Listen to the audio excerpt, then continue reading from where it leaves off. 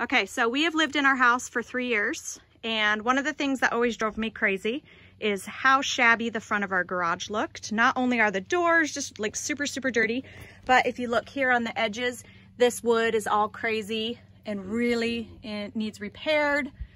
We have these bees that burrow into our wood, carpenter bees, thanks Kinley. And I'll show you over here what they've done. See how it looks down there, just kind of yucky, right?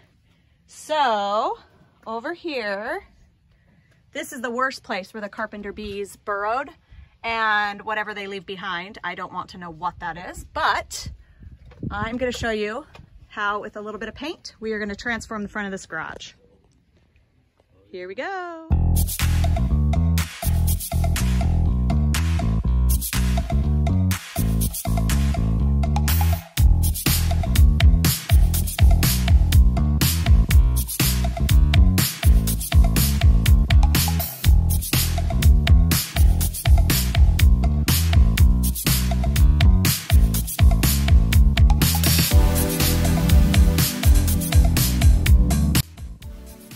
Okay, so the project's all finished.